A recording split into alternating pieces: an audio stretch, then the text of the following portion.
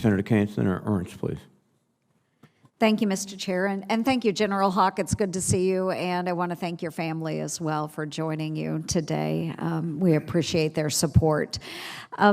General, I've heard from special operations leaders that they are making significant investments in what they are calling their cyber, special operations forces, and space triad, kind of that grouping there. And what is your view of this new operating concept for strategic competition and conflict? What does that look like to you? Senator, starting with the partnership with Special Operations Command, and when you look at Special Operations Command, U.S. Space Command, and U.S. Cyber Command, really have global focus in terms of how we approach the support with the other combatant commands. Each of us bring really strategic competitive advantages. And from a cyberspace perspective, our unique authorities and our global presence. With Special Operations Command, physical presence with each of the combatant commands. And it offers us an opportunity to look at where each of us can come together to work in support of a geographic combatant commander's needs and be able to do that more effectively together. Personal experience for me, as the component to EUCOM, every day we were working with Special Operations Command Europe to be able to look at how could we together do what the EUCOM commander needed. We have an embedded staff with Special Operations Command and their components. It is our Marine component within U.S. Cyber Command, Marforce Cyber, that leads that effort for Cyber Command. Yeah, I think that's incredibly important to explain how all of these commands work together cohesively. You explained the physical presence of those SOCOM operators.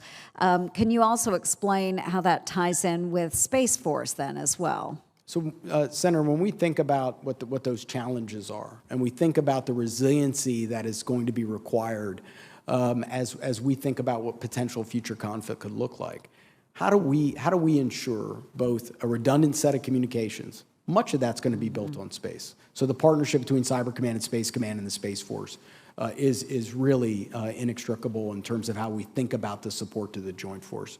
With Special Operations Command, we also want to ensure that they are well defended from a cyberspace perspective, that where we have a responsibility to ensure that we are collaborating, we understand those unique communications needs, and how we defend individual SOCOM activities is also a core thing we're thinking about. Wonderful. Well, and I appreciate the time that you took the other day in my office to explain this concept to me, and I know how appreciative SOCOM is as well. And how do you foresee this with Cyber Command and SOCOM working together? How do you see that you will be able to help each other fulfill your traditional missions more efficiently?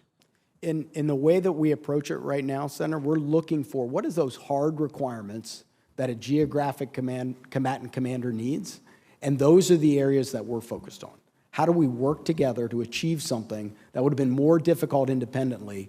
But when we partner with the unique strengths of Special Operations Command and SOCOM components with what our cyber mission force brings, that capacity tied together, our goal is to satisfy hard problems for the geographic combatant commands. Really appreciate that because as we have gone and seen in this committee, the constraints that we will be under with the budget, moving forward, we need to make sure that we are able to operate efficiently, and all of you working together rather than in individual silos is just much better for us as decision makers and much better for the mission as well. So I just want for the other members on the committee is just to once again reiterate how important it is that we have all of our commands working together. I'm glad that you have that relationship. You mentioned General Fenton the other day, our Special Operations Command commander, and the relationships that have been built there. You also mentioned General Kurilla and others that Cyber Command will continue to work with around the globe.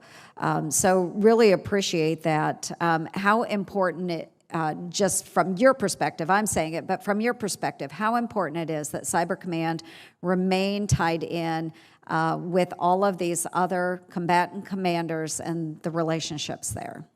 Senator, when you look at the 3 missions that have been assigned to U.S. Cyber Command, defend the department's network, that really is in support of all the combatant commands and their ability to execute, our ability to defend the nation and the other combatant commands from adversary hacking, and then the 3rd very specified mission is to deliver offensive and defensive capabilities in support of the other combatant commands.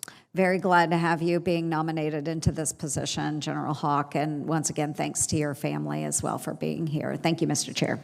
Thank you, Senator Ernst. Senator Peters, please.